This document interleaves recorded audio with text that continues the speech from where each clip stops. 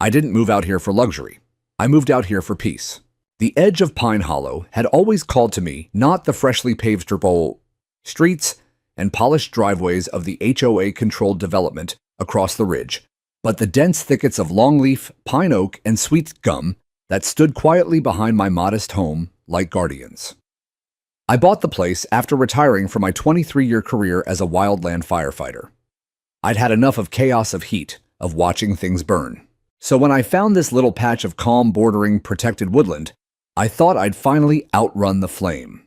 The house was old but honest. A wraparound porch, a rusted weather vane shaped like a hawk, and behind it, a forest that hadn't changed in decades. Deer moved through it like ghosts in the early morning. Songbirds returned to it every spring like clockwork. I had no plans to alter it, only to live beside it. The HOA, however, had other ideas. Technically, I wasn't under their jurisdiction. My lot bordered the HOA development, but wasn't part of it. I paid no dues. I answered to no covenants. Still, it didn't take long after I moved in for them to make their presence known. A glossy pamphlet appeared in my mailbox full of neighborly greetings and passive-aggressive hints about uniform aesthetic values and view corridor preservation. I didn't think much of it. I'd dealt with bureaucracy before. I had no idea just how far they were willing to go. It started with the emails. At first, they were friendly enough. "Hi, Mr. Rollins, just a friendly note. Some of the taller trees on your property are blocking the view of the west-facing lots in the Evergreen Court cul-de-sac. Perhaps we could work together to remove a few of them." I replied politely. The answer was no. The trees weren't just on my land. They were part of a designated buffer zone maintained by the county, protected by a conservation easement. Cutting them down wasn't just something I didn't want to do. It would have been illegal. They didn't like that answer. Over the next few months, subtle things started happening. Someone reported my woodpile to the fire department. I found trash on my side of the tree line that hadn't been there before. HOA volunteers came by, mistakenly marking my fence with pink flags, claiming they thought it was part of a new trail initiative. But the most persistent noise came from one person in particular, Karen Whitley. If you looked up HOA president in the dictionary, her face would be right there. Blonde Bob White Range Rover, a Bluetooth headset seemingly surgically attached to her head. She had built her home a glassy monstrosity with cathedral windows and an open-concept patio on the highest point of the ridge 2 years before I arrived. Problem was, she couldn't see the sunset from her patio because of what she called my forest. She showed up one afternoon, unannounced, clipboard in hand. "Mr. Rollins," she said, stretching a fake smile across her face. "Just following up on our view obstruction issue." I told her again the trees stay. That was when the mask slipped. "I'm just going to be honest," she said, folding her arms. "You're hurting our property values. Half the people on Evergreen Court bought because of that mountain view. Now it's gone. And it's because of you." I didn't answer her. I didn't need to. I just looked out at the trees swaying in the breeze behind my porch and let the silence speak for me. She turned on her heel and walked away. That was the last peaceful moment I had for a while. Over the next few weeks, I began noticing signs that someone was entering the woods behind my lot. Small branches snapped in places I hadn't walked. Cigarette butts near the tree line, which no one around here smoked. Once I found an orange spray-painted X on the side of a loblolly pine 20 feet into the brush. I reported it to the county forestry office. They said they'd look into it, but nothing happened. Then one night, just past 2 a.m., I woke to a strange flickering on my bedroom wall. I sat up heart-hammering and went to the window. There beyond the fence, near the far slope of the woods, was a dull orange glow. Small at first, like someone had lit a lantern, but moving. Flickering. Growing. It was a fire. I grabbed my boots, threw on my jacket, and ran out the door. By the time I reached the back edge of my property, the glow had vanished. Only the smell of smoke remained. I swept my flashlight across the undergrowth, but saw nothing. Whoever had lit it had already put it out or fled. But I knew that smell, that singed earth. Someone was burning. I spent the rest of the night walking the perimeter. Didn't sleep. By dawn, I found 3 fresh burn scars, small 6 by 6 foot patches, where the leaves and undergrowth had been torched clean. Not a single fallen limb or pine needle left behind. I documented them, photographed everything, called it in again. But again, I was told it must have been teenagers, maybe campers. Except campers don't mark trees for clearing. And teenagers don't carry out controlled burns with professional precision. Someone was doing this on purpose. Someone who knew how to burn just enough to avoid attention. Someone who wanted the view cleared no matter the cost. And I had a sinking feeling I knew exactly who it was. I didn't have to wait long for confirmation. 2 days after the scorched patches appeared, I got a knock at the door. It was Tom Nguyen, one of the newer residents from the HOA side. He was a quiet guy, software engineer, 2 kids, kept mostly to himself. I'd talked to him once, when his youngest accidentally kicked a soccer ball into my yard. This time his eyes were nervous, darting behind him as he stepped onto my porch. "Mr. Rollins," he said in a hushed voice. "Can I talk to you for a minute?" "Of course," I said, stepping aside. "Everything all right?" He hesitated. "It's Karen." I closed the door behind us. "Go on." He glanced around again, then pulled out his phone and showed me a picture. It was grainy, taken at night, but clear enough. Karen standing near the edge of the woods behind Evergreen Court, pointing toward the trees. 2 men in high-vis vests stood beside her, one holding what looked like a drip torch. "She hired them herself," Tom whispered. "Said they were with a landscape crew," but I overheard them talking. They were discussing wind patterns, flame height, and ground fuel. That's not landscaping. I felt my stomach drop. "Why are you showing me this?" I asked. Tom looked down. "Because I have kids. And because I know what fire can do, and she doesn't care. She said it's just a little brush reduction to open up the mountain view. She called it beautification." I clenched my jaw. Beautification. That word had been weaponized by HOA boards all over the country. But setting illegal burns in a forest buffer, that was beyond reckless. That was criminal. I thanked him, told him to keep the photo, but not to mention anything yet. Then I went inside and started compiling everything I had: dates, locations, photos of the scorched patches, the spray-painted trees, even timestamps from my security cameras. I drafted a report and emailed it to the county's fire marshal office and copied the Department of Natural Resources. But it didn't end there. A week later, the HOA held their monthly board meeting. I wasn't part of the HOA, so I wasn't invited. But that didn't stop me from walking past the clubhouse at just the right time. The windows were open, it was a warm night, and I heard Karen's voice cutting through the silence like a buzzsaw. "We're not going to wait for bureaucracy. The trees are a danger, deadfall pests, overgrowth. Our landscaping contractor is handling it. We'll call it a controlled aesthetic clearing. We have every right to improve the visibility from our properties." Someone murmured in response, maybe a hesitant board member. But Karen's voice rose again. "If we wait for permits, it'll be winter. The opportunity is now. And besides, that man doesn't even pay HOA dues. He has no say." That man, me. I walked away before they saw me. That night, I installed 2 trail cameras, one facing the slope behind my property, and one angled toward the HOA's rear tree line. I made sure they were camouflaged well far enough in that no one would spot them unless they were looking. And then I waited. Karen escalated quickly after that. The landscaping team began working in broad daylight. At first, it was simple clearing: weed whackers, chainsaws, brush removal. But then came the open flames. They used small torches, burning the underbrush in patches, then dousing the edges with water. It was surgical, calculated, almost like they'd done it before, and all without a permit. I reported them again. This time, I walked the evidence down in person to the fire marshal's office. I showed them Tom's photo. The burn scars even gave them copies of my trail cam placement. A young investigator named Lila Garza took it seriously. She promised to send someone out to inspect. I went home hopeful. But the next day, a notice appeared on my fence. "Was you're in violation of community appearance standards. Excess brush and debris must be cleared within 10 days, or fines will be imposed." It was stamped with the HOA's letterhead. I stood there staring at it, dumbfounded. Excess brush, debris. That was the forest. That was nature. They had no jurisdiction on my land. But it didn't matter to them. This was Karen playing offense, retaliation.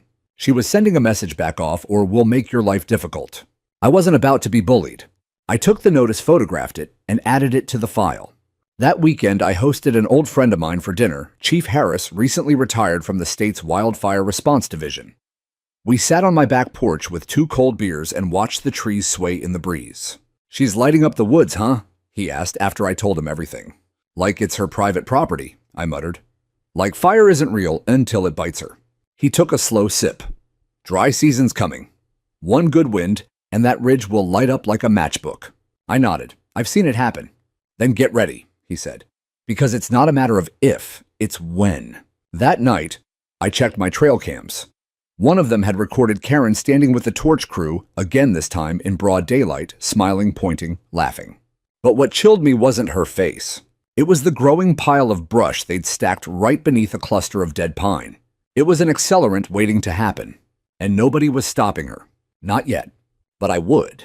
2 nights later, I woke to that smell again. It wasn't smoke, not the acrid lung-choking kind you get from a structure fire, but it was there, unmistakable in its warning, the hot, bitter scent of burning vegetation. That scent had a way of reaching into your memory, dragging you back to places you thought you'd left behind. I got up, slid on my boots, and grabbed the flashlight from the drawer beside the door. The wind had picked up, blowing out of the east, dry and sharp, like a warning whisper through the trees. The kind of wind that makes you sweat even when the air is cool. I didn't need the trail cam footage to know something was wrong. The flashlight beam danced across my yard as I made my way to the back fence. As soon as I reached the edge of my property, I could see it. Not fire yet, but flickers of light through the trees deeper into the wooded slope. Shadows moving. Voices low hurried. Someone was burning again. But this time, they weren't even trying to hide it.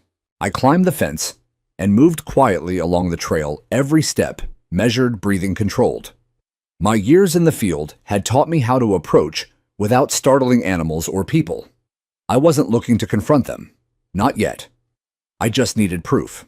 As I crept closer, the underbrush thinned, and I saw the silhouettes 3 figures in reflective vests, one holding a torch, another dragging a black hose, and the third directing them. Her voice, even hushed, was unmistakable. Karen, we're clearing to the line. Make sure the fire break holds this time. I don't want anything jumping the path. The torch guy answered something I couldn't hear, then crouched low and lit a new patch. The fire crawled forward with eerie grace, licking at the dry leaf litter like it was tasting the air, controlled, but just barely. They had no permits. They had no backup water source. And they were working at night, something no legitimate burn crew ever does without official supervision. I backed away slowly, heart pounding. I knew the fire could break containment. All it would take was one sudden gust, one ember carried 20 feet westward, and that wind was still blowing. Back at the house, I checked the trail cams. They'd caught everything: Karen directing the crew, the flames reaching up like fingers, and the massive pile of slash they'd ignited just beyond the property line. I uploaded everything to a cloud drive, labeled the folder Evidence, Illegal Burn, Karen Whitley, HOA, and emailed the link directly to Lila Garza, the investigator from the fire marshal's office. This time I added a note. 1/3 Salisbury unauthorized, burn in 2 weeks. 1 was active tonight. Threat to public safety. Wind conditions increasing risk of wildfire. Please act before this becomes irreversible. Then I sat up and waited. At dawn, Lila called me. We saw the video, she said.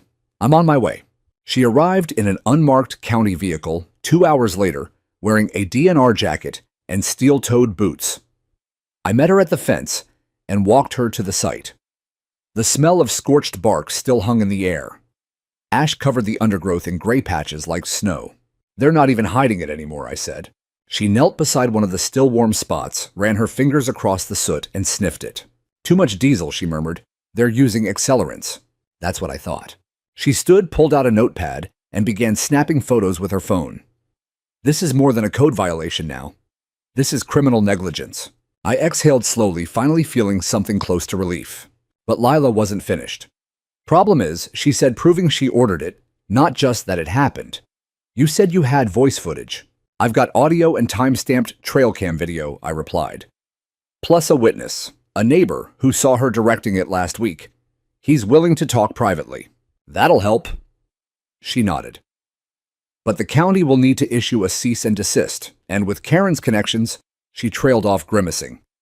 She's a donor, friend of a few commissioners. I swallowed hard. Of course she was. She's buying time, I said. Exactly. I knew then that if we were going to stop her, we had to catch her in the act during a burn in violation of the law with no permits. It couldn't be speculation. It had to be undeniable. And there was only one way to do that. Let me set a trap, I said quietly. I know how they work. I've done backburns, line digs, Fire tracing. If I can figure out her next move, I can predict where she'll light up again, and I'll be ready. Lila gave me a long look. Mr. Rollins, I don't know what your background is, but I was a fire captain in Lassen County, I interrupted. 15 years on the line, 8 as division supervisor. I've seen people die from fires that started just like this. She blinked. All right then, she said, do it. But don't put yourself in danger. If you get something, call me directly. We shook hands. That night, I moved the trail cam to a new location higher up facing the ridge behind Karen's property. I planted a second one deeper in the woods, hidden in a hollow log near the clearing where they'd started their last burn. And then I waited. 4 nights passed. Then just after midnight on the 5th night, I saw it. Not through the window this time. Through the live feed on my phone. A flare of light, figures moving, and then fire. They were back. I called Lila the second I saw the flames. It was just after 12:13 a.m. I remember the time exactly because the camera feed froze for a few seconds, and my heart did too. When it resumed, Karen and her crew were there again this time, with bigger tanks, more torches, and no hesitation. They moved with routine like this was just another Thursday night chore.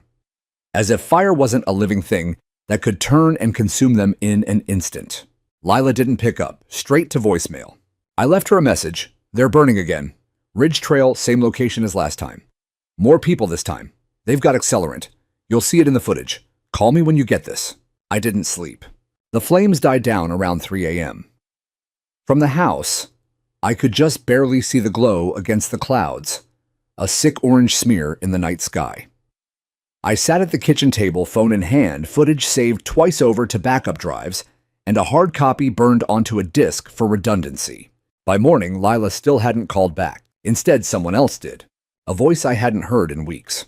Hi, this is Sharon from the Pine Hollow HOA office. We've received multiple reports of surveillance equipment being installed in community greenbelt zones. We'd like to remind all residents, even those outside the HOA, that unauthorized surveillance of common areas violates the Neighborhood Privacy Clause and could be subject to legal action. I stared at the phone. You're threatening me, I said calmly. Of course not, Sharon replied far too cheery. Just a friendly reminder. The board has received concerns that your behavior has become erratic, maybe even aggressive. I installed a trail cam on my land. Well, from what we've heard, it was placed facing the HOA's property. That's because your president is burning down the damn forest. There was a pause. Sharon sighed. Mr. Rollins, you need to understand. Karen is a respected member of this community. She's chair of the beautification committee. If she chooses to improve the landscape by setting illegal fires, I heard her clench her jaw even through the phone. I'm afraid we're done here, she snapped and hung up. The gaslighting had begun. That afternoon, I got my first anonymous complaint posted to the community app. The kind of online forum where HOA residents usually bicker about dog poop and mailbox colors. This one had my name in it. Has anyone else noticed the strange man near the woods lately? Trail cams, boots in the woods, flashlights at night. I think he might be unstable. Someone said he used to be in the military or something. Maybe we should be worried. And just like that, the whisper campaign started. I'd seen this playbook before. They couldn't silence me with rules, so they'd try to discredit me. Make me the problem. The crazy old loner in the woods. The paranoid ex-firefighter with a vendetta. But I had something they didn't. Proof. And a history of staring fire in the face and not blinking. Later that evening, Lila finally called. I'm sorry, she said, sounding exhausted. My boss, well, he told me to stand down. What? He said there's no actionable evidence.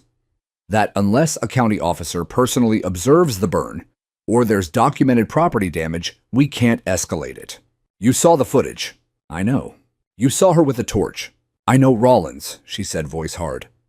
But Karen's connected. The county's not going to step on her unless this thing literally blows up. That's the truth. I leaned against the wall, the silence hanging heavy between us. So what do? I asked. There was a pause. Then her voice lowered. You said you were a firefighter. If it were you, what would you do? I'd mark the slope, I said.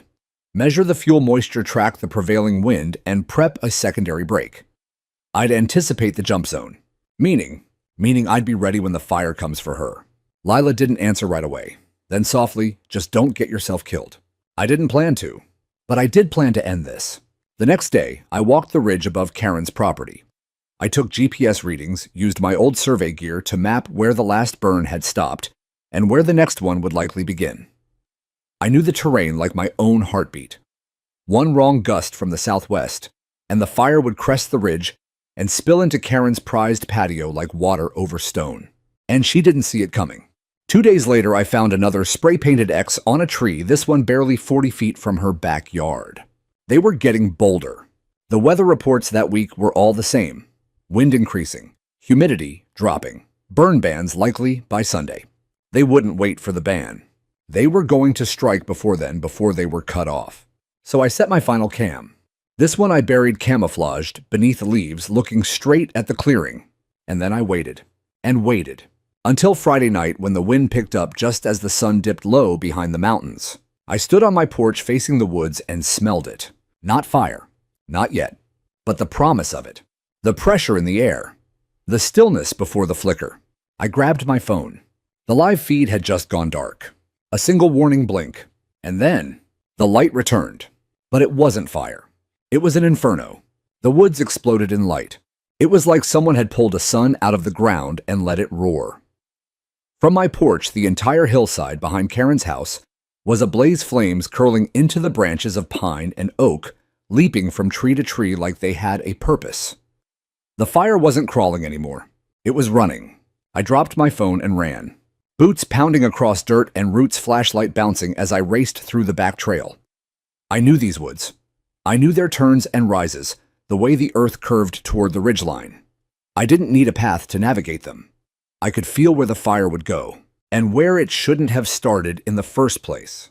By the time I reached the clearing, the blaze had already jumped the break line Karen's crew had carved the week before. Whatever they were trying to do, clear brush, widen a view, play God with fire. It was over now. The fire didn't care about intentions. It only cared about fuel. And it had plenty. Somewhere in the crackling mess, I heard yelling. A woman's voice, then a man's. The glow cast frantic shadows against the trees as two figures ran toward the slope, their silhouettes backlit in dancing orange. One of them tripped and fell face first into ash, but scrambled up again, coughing. Karen. Her white yoga top was smeared with soot. Her blonde hair was tucked into a ball cap, but I'd recognize her walk anywhere, rigid, determined, entitled, even in panic. She was screaming at the man beside her. I couldn't hear the words over the roar, but I didn't need to. It was blame. It was desperation. It was her view finally fighting back. I ducked low and moved along the tree line, keeping the fire to my left. I needed to get eyes on her house, and when I reached the crest above her lot, I saw it. Her prized deck, made of pressure-treated wood and expensive imported cedar, was on fire. It had started on the outer railing, likely from an ember caught on the dry leaves someone had carelessly left piled in the corner. The flames had spread upward, catching the support beams. One of the decorative lanterns exploded in a flash of glass and smoke. The patio furniture melted as I watched. Karen stood at the edge of her backyard, arms flailing, yelling into a phone. The man beside her, one of her torch crew, grabbed a hose and began spraying aimlessly toward the forest, but the pressure was pitiful, and the water turned to steam before it even hit the flame. I heard sirens in the distance. Too late. They'd started something they couldn't control, and it was only just beginning. I circled around the back side of the ridge and made my way down the old deer path to where I kept my emergency cache, an old steel box buried beneath the root of a split oak.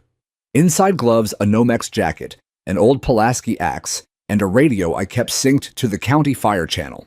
I'd left that world behind after my last burnout in Mendocino.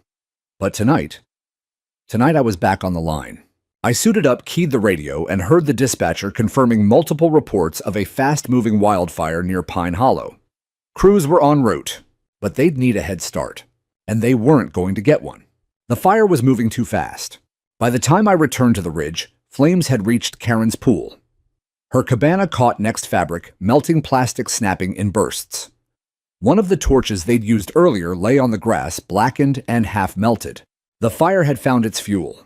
I stepped closer, close enough now to hear her scream. "Help me, somebody, call 911. The irony nearly knocked me over. They'd set the fire, and now they were screaming for help. Karen's voice cracked as she stumbled backward, coughing. "Where are the trucks?" The man beside her, smeared with ash eyes wide, grabbed her arm and pulled her toward the driveway. That's when the fire jumped the stone retaining wall and reached her siding. The vinyl curled like paper turned black, then peeled away with a sick hiss. Her house was next. I dropped to my knees behind a fallen log and reached for my phone. The trail cam had recorded everything. The ignition point, the spread, her presence, her screams, all of it. And now her house burning too. I uploaded a backup to the cloud, sent the link to Lila. Labeled it Karen Whitley, Pine Hollow Fire. Primary ignition plus structural loss. Then I looked up and saw headlights bouncing up the road. Engines, finally. The first truck came screaming around the bend, red lights cutting through the smoke siren, splitting the night. I stood and waved my arms. One of the firefighters saw me and I pointed toward Karen's property. "She's still on the back slope," I shouted. They jumped into action, laying lines, shouting orders, unrolling hoses. I stepped back. My hands were shaking. Not from fear, from fury. Because I knew this never had to happen. All the warnings, all the reports, ignored. Now Karen's view was engulfed in flames. And I knew she'd try to spin it. Pretend it came from somewhere else. Blame the wind, blame nature, blame me. But this time I had more than suspicions. I had everything. The fire crews worked into the dawn.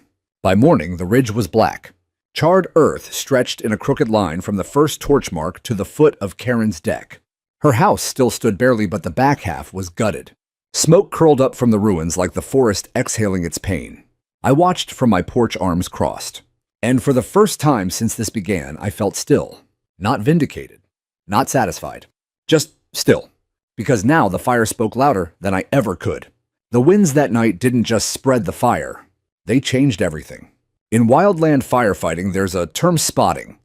It's what happens when embers are lifted by wind and carried far beyond the main blaze, igniting new fires, sometimes miles away. It's unpredictable, terrifying, and often the difference between a contained fire and a catastrophe. That night, the wind spotted. Not just once, multiple times. After Karen's deck went up, the gusts shifted directions, sending glowing embers sailing down toward the western slope, directly toward the row of luxury homes built into the canyon lip. Properties marketed as wilderness adjacent, with wooden shake roofs and decorative ivy crawling up the walls. At 2:47 a.m., according to the incident report later filed, one of those embers landed on the cedar mulch bed behind Lot 26. By 3:10 a.m., 3 homes were on fire. It wasn't just Karen's house anymore. The fire had jumped HOA lines. The sirens came in waves, each one louder than the last. Mutual aid units from 3 neighboring counties were dispatched. Water tenders, wildland crews. Even a helicopter from CAL FIRE circled in before dawn, dropping a single load before smoke grounded it. And in the middle of it all, Karen stood on her lawn, sobbing, mascara streaked with soot, screaming at anyone who'd listen that it wasn't her fault.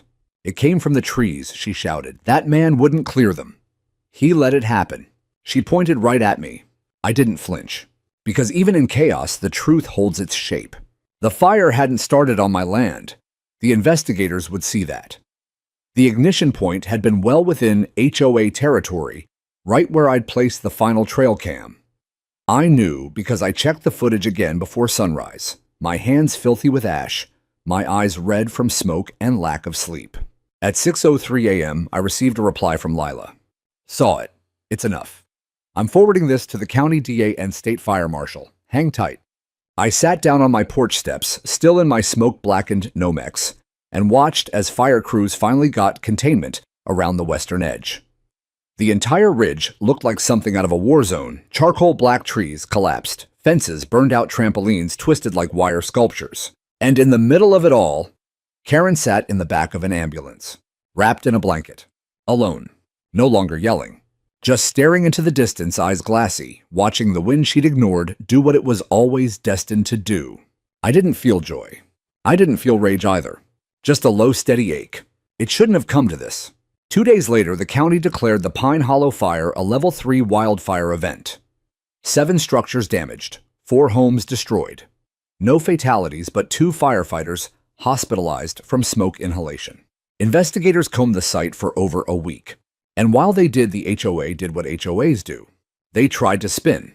A message went out from the board to all residents. We are heartbroken by the tragedy that struck our community. While the cause is still under investigation, early reports suggest a wind-driven event originating in the wilderness areas beyond our HOA boundaries. I expected it. I also expected the whispers, neighbors avoiding my eye, a few side glances as I walked through the burned ridge with the state inspection team. Someone even left a note in my mailbox typed unsigned. Hope you're happy. Maybe now you'll move. But I wasn't going anywhere. I'd lived beside that forest longer than most of them had been homeowners. I'd protected it, preserved it, and now I was going to make damn sure the truth survived the smoke. The final report came out 10 days after the fire. It was 57 pages long, filled with photos maps and detailed cause analysis. The ignition point was traced precisely to a spot behind Karen's property, documented by my trail cam footage, verified by the heat bloom pattern, and confirmed by the scorched trajectory. It included audio of Karen directing her crew to light this patch next winds still calm. It also confirmed the use of accelerants. The conclusion was clear. Human-caused ignition, unauthorized burn activity, HOA board involvement, likely. Karen was served the same day. Reckless endangerment, violation of county fire code, destruction of protected woodland. The insurance company denied her claim within the week, citing negligence and criminal activity. And just like that, the woman who once ruled our hillside with a clipboard and a glare was facing a lawsuit from the county, claims from the fire department for suppression costs, and civil suits from 3 of her own HOA neighbors who lost everything. Somehow, she still tried to deflect. One local news station ran a clip of her outside the courthouse eyes, behind large sunglasses, blaming a lack of forest maintenance and aggressive neighbors with a vendetta. I watched it once, then deleted it, because she wasn't my concern anymore. The forest was. I joined the post-incident recovery group the county put together, volunteered to help survey what could be salvaged, gave testimony at the town hall when the new fire codes were proposed, and when the city planner asked if we had input on what to do with the blackened ridge, I stood up in front of the entire room and said, yes, don't build, replant. And they did. Not homes, not patios, but trees. The kind that hold roots deep and teach patience. The kind Karen could never understand. There's something quiet about watching a house burn. Not the flames they roar, they crack, they scream as timbers collapse and drywall sizzles, but the feeling. That stillness in your chest, like your body's trying to catch up to what your eyes already know. I've seen cabins consumed in under 6 minutes. I've watched towns blink off the map in a single night. But I've never seen a fire wrap itself around a house the way it did with Karen Whitley's. It didn't just burn her home. It took it, and in some strange poetic way, it felt like the land was reclaiming itself. A slow, brutal rebalancing. Her house had been perched arrogantly atop the ridge, jutting into the sky, like it didn't belong to the earth it stood on. Glass walls imported Italian tile, a cedar deck that wrapped around 3 sides to maximize the view. Now that deck was a skeleton. The beams curled, blackened, half-collapsed into her once pristine garden. Her patio umbrella had melted into the concrete. A char line climbed her sliding doors like a tidal mark of smoke, but somehow the front half of the house had survived. The fire crews arrived just in time to prevent full loss. They broke the windows, flooded the interior, cut lines into her roof to stop the fire from spreading into the attic. It worked, but just barely. Karen stood there barefoot, wrapped in a red blanket as the sun crept up over the ridge. She looked like a ghost. The same woman who had threatened lawsuits over unsightly brush was now watching her custom landscaping turn to ash, the edges of her lawn littered with melted path lights and scorched succulents. I stayed at the edge of the fire line, behind the yellow tape, my hands blackened from the night's work. The firefighters knew me, nodded when they passed. No one questioned why I was there. Lila showed up just before 7 a.m. She got out of her truck, hair tied back, eyes sharp, no smile. She didn't walk to me right away. First, she went to the investigators huddled near the charred retaining wall. She handed them a tablet, my footage, and pointed toward Karen's lot. They all turned to look. Karen noticed too. She straightened, pulled the blanket tighter around her shoulders, and stormed toward them. "This is harassment," she shouted. Her voice was ragged from smoke, but still loud enough to cut through the murmuring crowd. "That man," she pointed at me, "has been stalking me, filming me lying about everything." Lila didn't flinch. "We have clear evidence of unauthorized fire activity originating on your property," she said. Calm, deadly calm. "You directed contractors to ignite controlled burns without permits, multiple times. Karen's jaw dropped. That's slander. It's footage, Lila said, holding up the tablet, time-stamped, with audio. Karen turned to the gathered residents. By now, a few HOA board members had arrived along with some neighbors. Phones were out. Eyes were watching. She's lying. I was trying to protect the neighborhood from overgrowth. That man refused to clear his trees. This whole thing started because of his negligence. I took a step forward then. Just one. Enough to speak, but not enough to cross any lines. My trees didn't burn your house, I said. Karen's face twisted. The wind shifted, she hissed. That's what caused this. No one could have predicted. I cut her off. I did. I sent reports. I gave warnings. I told you exactly what would happen. You ignored every one of them. A murmur rippled through the crowd. Lila raised a hand. Mr. Rollins, thank you. That's enough for now. Karen wasn't done. She turned back to Lila, eyes wild. You think you can pin this on me? My lawyer will destroy this little witch hunt. You don't know who you're dealing with. That's when something shifted. One of the HOA board members, Marcia, I think her name was, stepped forward. She looked shaken, tired. Her voice was small. Karen, did you actually light the fires? Karen froze. No, she said. But no one believed her. Not anymore. By noon, the site had been sealed for investigation. County officials erected temporary fencing around the worst burn areas.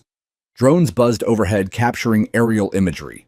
Fire crews rotated out and environmental teams moved in. The homeowners whose houses had burned stood together in a small huddle. 3 families, all still in shock. One of them, a man named Luis, whose home sat directly downhill from Karen's, walked over to me. I heard you warned her. I did. He looked past me to where his house had once stood. Nothing left now, but concrete steps and a twisted swing set. She cost us everything. I didn't answer. There was nothing to say. The next morning, the county filed official charges. Karen Whitley was arrested at her temporary rental, charged with multiple counts, illegal burning, reckless endangerment violation of fire code, and obstruction of a public safety investigation. HOA members began to resign in waves. Marcia stepped down. Then Steve, the treasurer. By the end of the week, the entire board had been dissolved, pending legal review. Karen, meanwhile, had become a cautionary tale. Local news picked up the story. Then regional news. Then the national outlets. One station titled it, "When the View Becomes More Important Than the Forest." Another ran the headline, "At luxury lawsuits and a fire, she set herself." But none of them got the story quite right, because it wasn't just about Karen. It was about what happens when a system values aesthetics over ecology, power over safety, control over community, and it took fire to strip it bare. I stood outside the county building with the hard drive in my hand. It was a gray morning, the kind where the sky looked bruised and heavy with things unsaid. The fire was mostly out now, smoldering at the edges, but no longer threatening homes. What remained were the consequences: ash-covered lawns, hollowed-out houses, families huddled in hotels, waiting for adjusters to call them back. And I was holding the truth. I walked through the front doors and up to the counter marked District Attorney, Evidence Intake. The clerk, a young guy who looked like he'd barely finished college, glanced up. "You here for the Whitley case?" he asked. I nodded. He took the drive, logged it in, and said, "You've got more on this than anyone else. Everyone upstairs is talking about it." I didn't respond, because it wasn't about the headlines. It wasn't even about being right. It was about responsibility. And for once, it was finally being taken seriously. The DA's office moved fast. I was called in 2 days later to give a formal deposition. They walked me through my footage frame by frame, timestamp by timestamp. They matched my notes with county fire reports and weather logs. Every spark that Karen's crew lit, every illegal flame that had crept through dry underbrush, was documented. "We're filing for reckless arson," the lead prosecutor, a woman named Martinez, told me. "And we're considering a civil negligence enhancement for the damages to neighboring homes." She tapped the desk. "Without your cams, we wouldn't have had enough to push past her lawyers." "What are they trying?" I asked. "Deflection," she said, claiming the fire originated from an uncontrolled natural event. "They're saying the wind carried sparks from your property." I smiled without humor. "Of course they are. But we've got your cams, your GPS logs, and now we've subpoenaed her HOA emails." She handed me a copy of one. It was from Karen, dated 10 days before the fire, to the HOA board. "Once the east slope is cleared, views from Evergreen Court will improve dramatically." I've coordinated with a private burn team, quietly, faster than city permits. Once Rollins sees it's done, it'll be too late to undo. She signed it. Progress requires vision. Vision. That word echoed in my head like a curse. Later that week, the county held a community forum. Not HOA run. Not behind closed doors. A real town hall. Everyone affected by the fire was invited to speak. I didn't plan to. I'd said my piece, hadn't I? But then I saw Luis, whose home had burned to the foundation, stand up with his daughter clinging to his leg. And I saw Tom and Qian, who'd shown me the first blurry photo of Karen with her torch crew staring at the floor like he still blamed himself for not doing more. So I stood, and I walked to the microphone. I moved here for peace, I said, voice even. I thought I'd retired from danger, from fire. But fire always comes when people forget to respect it. The room was silent. Karen forgot. The HOA forgot. They saw trees as obstacles, not shelter. They saw rules as suggestions, not boundaries. And they thought no one would hold them accountable. I looked around. But fire has no loyalty. It doesn't care about your square footage or your property value. And when you treat the land like it owes you something, it will always take back what you tried to steal. I paused. Let the words settle. I didn't want this, I finished. But I wasn't going to let them lie about it either. Afterward, people approached me, some quietly, some with tears in their eyes. They thanked me, apologized for doubting me, told me they'd read every word of the fire report, and now understood how close they'd come to losing everything. Tom offered to help fund new trail cams for the area. Luis handed me a small photograph, burnt at the corners but salvageable, of his daughter sitting on their old porch swing. She wants trees again, he said. She wants to plant them. I took it with both hands, something heavy sitting in my chest. The day Karen's trial date was set, I got another call from Lila. Her lawyer's trying to negotiate a plea, she said. Will she serve time, I asked. Maybe. Depends on the judge, but she'll definitely pay. Good. She's also trying to sue the HOA. I blinked. For what? For not stopping her. I laughed loud, bitter, long. That's rich. Yeah, but it might actually work. They funded parts of the beautification project. If it can be proven they knew what she was doing. I let the sentence finish itself. Accountability has a strange way of cascading. A week later, I handed over the original drives to a public records officer. They're archived, now filed under the Pine Hollow fire, part of a case study that'll likely be used in training seminars for years. It was done. At least that part of it was. Karen's house, what remained of it, was cordoned off for demolition. She never moved back in. Word had it she was staying with relatives in Nevada, waiting for her lawyers to salvage whatever was left of her fortune. She left behind a scarred hill. But scars can grow new skin, and I had a plan. The lawsuits came like aftershocks, sharp, sudden, and relentless. By the time the ash had stopped smoldering on Karen's lot, the first civil complaint was filed. Luis and his family sued for damages to their home, loss of property, emotional distress, and negligence. The figure just under $2.4 million. It wasn't the only one. Within 3 weeks, 3 more suits were filed, one by a single mother whose backyard was destroyed, another by an elderly couple whose roof had partially collapsed, and the third, a class action by a group of affected homeowners naming both Karen Whitley and the Pine Hollow HOA as co-defendants. What had once been a fortress of privilege and procedure was cracking at the seams, and I was asked to testify in every single case. It started with a deposition in a local law office just 2 blocks from the courthouse. I walked in wearing my cleanest flannel, my boots scuffed but polished at the toe. Across the table sat Karen's lead counsel, Michael Yates, a tall man with slick hair and a look like he'd never stepped outside a country club. He tried to rattle me. Mr. Rollins, isn't it true you've had prior grievances with the HOA? No more than anyone else who values their own property rights, I replied. And isn't it also true that you refused multiple requests to clear trees near your home? I refused illegal ones, yes. And you placed surveillance equipment without the HOA's consent, on my land, facing open forest, to protect against what I correctly feared was illegal fire activity. He shifted in his seat. Mr. Rollins, he said, voice clipped, are you here today because you seek restitution or revenge? I leaned forward. I'm here because fire doesn't lie, and neither do cameras. That line made it into the press the next day. It was a local headline, but it spread quickly, especially once national media picked up on the fire's origin and Karen's attempt to twist the narrative. Reporters lined the courthouse steps, some camped near the neighborhood entrance. A drone was even spotted overhead during one of the HOA's final meetings before disbandment. Karen, true to form, refused to appear in person.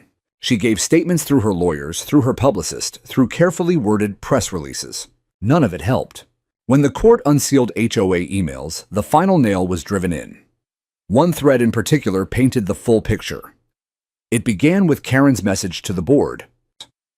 The trees are a menace and a waste of potential value. If we wait for permits, we lose the season. I say we act now, apologize later. Steve, the treasurer, had replied, "Are you suggesting we fund this without disclosure?" Karen's reply, "Call it a landscaping pilot. Budget it under community view restoration. And no, we don't need to tell the members. The result will speak for itself. The jury saw it, the judge saw it, and so did everyone who'd ever doubted me." 1 week later, a settlement was reached in Luis's case. Karen's insurer, what was left of it, refused to cover the claim, citing her willful illegal activity. That left Karen personally liable. She lost her savings. She sold her Range Rover first, then the Tahoe property she owned in her sister's name. The custom furniture from her half-burned house was auctioned off on Facebook Marketplace. Eventually, even her name on the HOA's founding plaque was removed. The HOA, under pressure, was dissolved completely. The city stepped in to establish a provisional neighborhood council, one without enforcement powers, just communication and mediation roles. No more fines for lawn colors. No more threats over fences. No more late-night fires in the name of views. They offered me a position on the new council. I declined, but I did attend the first meeting just to see it with my own eyes. There, sitting where Karen used to preside, was Marcia. She looked older now, somehow smaller, but she was humble. She spoke softly, apologized publicly for her part, and vowed to never let that kind of power go unchecked again. She turned to me near the end. "Mr. Rollins, is there anything you'd like to add?" I stood. "Just this," I said. "We can't fix what burned, but we can decide what grows back." And that became the motto for the entire neighborhood recovery effort. A month later, we began replanting. With the help of the county's forestry department and a local conservation group, we coordinated a community restoration project. Roots for Renewal. It wasn't flashy, it wasn't fast, but it was real. Luis and his daughter came every weekend planting saplings where their home once stood. Tom brought snacks for the volunteers. Even a few former HOA members showed up, not for show but out of shame, and maybe hope. The ridge that once blazed with flames slowly began to green again. Not just with trees, but with trust. I built a bench at the trailhead where the first illegal burn began. It was made from scorched pine and welded steel engraved with the words, "Let this be where fire ends and healing begins." People stop there now, to rest, to think, sometimes just to sit in silence. One afternoon, I found a small drawing tucked beneath the bench crayon on notebook paper. A tree smiling, a sun in the corner, and a little stick figure planting something in the ground. On the back, a child had written, "Thank you for saving the forest." It almost broke me, but instead it stitched something back together. Not just in me, but in all of us. Spring came slower than usual that year. Maybe it was the burn scar holding the cold longer. Maybe it was the ash still clinging to the air. Or maybe it was just all of us waiting, watching, holding our breath for a season that would finally bring something other than loss. And it did. Bit by bit, green returned to the ridge. Shoots of native grass poked through the blackened soil. Saplings planted by shaking hands stood a little straighter each morning. The forest, stubborn as ever, began to reclaim what had been taken from it. So did we. I still remember the first time I walked the full trail again after the fire. It was mid-April. The wind was calm. I wore the same boots I'd worn during the blaze, scarred but solid, and stepped carefully over the roots and stones as I moved up the slope behind my house. Where Karen's deck had once loomed over the valley, there was now a fenced-off lot. No structure, no chairs, just silence. And you know what? It was beautiful. Without her house, you could see the curve of the land again, the way the hill rolled gently into the forest below, the way light scattered through the trees in the late afternoon. It didn't need enhancement. It didn't need clearing. It needed respect. That had always been the lesson. Karen never returned. After her plea deal was finalized, she relocated out of state. The court ordered her to pay restitution, not just to the victims of the fire, but to the county itself. Every dollar of suppression cost, every environmental fine. It would take her decades to repay if she ever did. But money wasn't the real penalty. It was knowing she couldn't spin her way out of the truth. Not this time. Not after the footage. Not after the footage made it into a statewide fire prevention training program. Not after her name appeared in the report from the California Office of Emergency Services titled Case Study, The Pine Hollow Fire, Human Arrogance, and Ecological Consequence. She had become a lesson, and I had become a witness. But I never wanted to be a symbol. I just wanted quiet. And eventually I got it. I rebuilt the trail signs with reclaimed wood. Luis's daughter painted them with forest animals, squirrels, deer, a very ambitious mountain lion. The neighborhood held a tree naming day where every child got to tie a ribbon around a sapling and give it a name. Mine was planted near the old clearing where Karen's crew had started the first fire. I named it Grace, not for forgiveness, but for survival. I still live in the same house. The porch is quieter now. Not because the world has grown less chaotic, but because I've made peace with it. The forest outside my window is different than it was before. Younger. A little more vulnerable. But it's alive. And I know now more than ever what it takes to keep it that way. Sometimes it takes standing alone. Sometimes it takes being called paranoid. Sometimes it takes watching everything burn just to prove you were right. But most of the time it takes persistence. The kind that doesn't need a microphone or a gavel. Just a man who refuses to look away. I still walk the fire line once a week. Not because I expect more flames, but because I know what negligence looks like. And because some things like vigilance and memory and care have to be practiced or they disappear. One evening, while resting on the bench we built from burned wood, I saw a red-tailed hawk circling overhead. It was quiet. No engines. No sirens. No threats. Just wind in the trees, and a forest finding its way back. And me finally able to breathe without the taste of smoke. That night, I sat on my porch, sipped coffee, and listened to the cicadas sing. The HOA was gone. The view was natural. The peace was earned. And my woods were safe again.